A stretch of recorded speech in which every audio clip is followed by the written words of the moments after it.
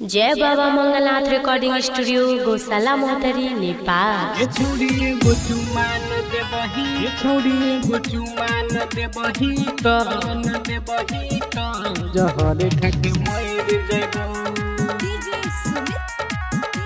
जहर खाके मर। ये छोड़िए गोचुमान दे बही तो जहर खाके मर जइबो, तो मर जो। ये छोड़िए गोचुमान दे बही तो जहर खाके मर जइबो। नहीं पूरा है तो इच्छा तू करो न रे पीछा, हम पापा के कही देबो रे भैया के कही देबो।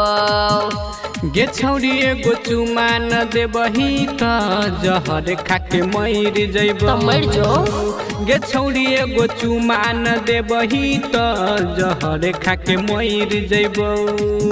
नहीं पूरा है तो इच्छा तू करो न रे पीछा, हम पापा के कही देबो रे भैया के कही देबो, भैया के कही। गे छौड़िए गोचुमान दे बही तो जहर खाके मर जइबो।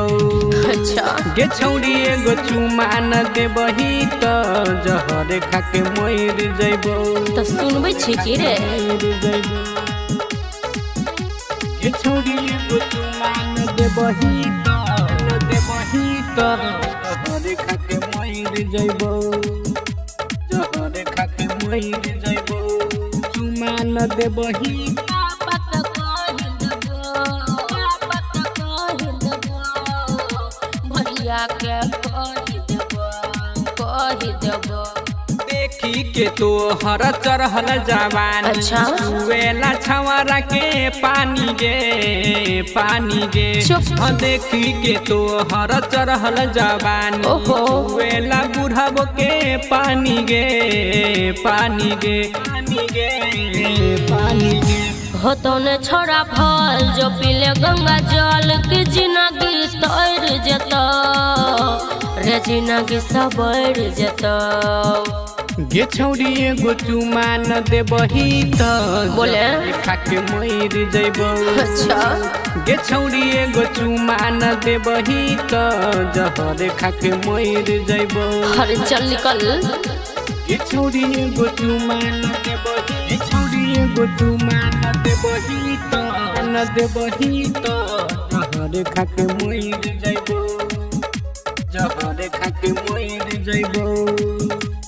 पापा के कही देबो, पापा के कही देबो, भैया के कही देबो, कही देबो।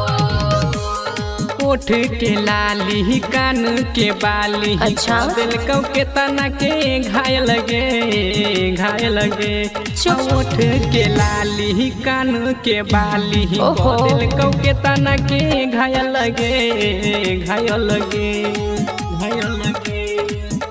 रबे जय दिला बरा अभी संहार, सुमन मुँह तोर दतो रे छोड़ा मुँह तोर दतो।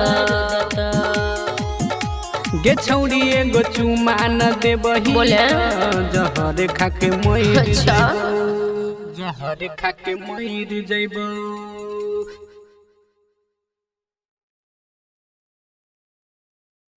जय बाबा मंगलनाथ रिकॉर्डिंग स्टूडियो।